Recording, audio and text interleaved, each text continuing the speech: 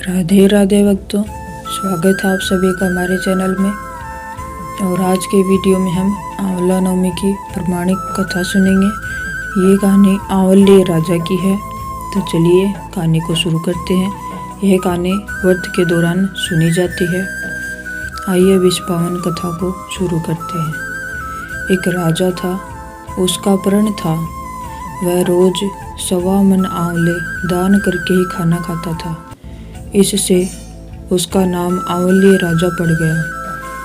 एक दिन उसके बेटे बहू ने सोचा कि राजा इतने सारे आंवले रोज दान करता है, इस प्रकार तो एक दिन सारा खजाना खाली हो जाएगा।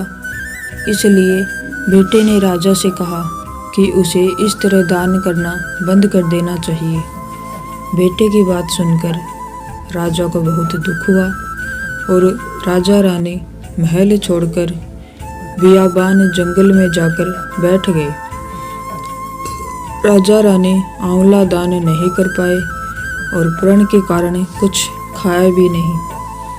जब भूखे प्यासे 7 दिन हो गए, तब भगवान ने सोचा, यदि मैंने इसका प्रण नहीं रखा और इसका सत नहीं रखा तो विश्वास चला जाएगा।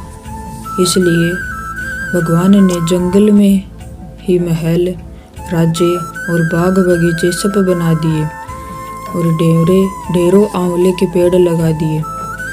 सुबह राजा रानी उठे तो देखा कि जंगल में उनके राज्य से भी 2 गुना राज्य बसा हुआ है। राजा रानी से कहने लगा, रानी देख, कहते हो सत मत छोड़े सुरमा सत छोड़ाए पत जाए, सत्य की छोड़ी लक्ष्मी फेर मिलेगी आए। आओ नहा धोकर आंवले दान करें और भोजन करें। राजा रानी ने आंवले दान करके खाना खाया और खुशी खुशी जंगल में रहने लगे। उधर आंवला देवता का अपमान करने व माता पिता से बुरा व्यवहार करने के कारण बहू बेटे के बुरे दिन आ गए। राज्य दुश्मनों ने छीन लिया। दाने दाने को मोहताज हो गए और काम ढूंढते हुए अपने पिताजी के राज्य में आ पहुँचे। उनके हालात इतने बिगड़े हुए थे कि उनके पिता ने उन्हें बिना पहचाने हुए काम पर रख लिया। बेटे बहू सोच भी नहीं सकते कि उनके माता पिता इतने बड़े राज्य के मालिक भी हो सकते हैं, सो उन्होंने भी अपने माता पिता को नहीं पहचाना। एक दिन बहू ने सास के बाल गूंथते समय उनकी पीठ पर मस्सा देखा। उसे यह सोचकर रोना आने लगा कि ऐसा मस्सा मेरी सास के भी था। हमने ये सोचकर उन्हें आंवले दान करने से रोका था कि हमारा धन नष्ट हो जाएगा।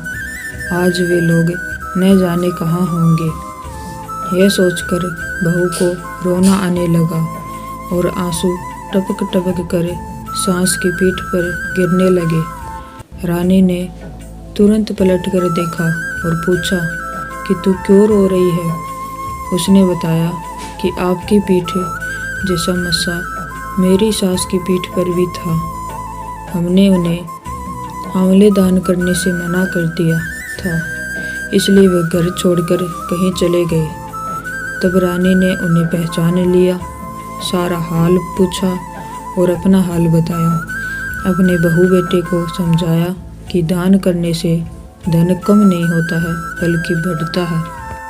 बेटे बहू भी अब सुख से राजा रानी के साथ रहने लगे।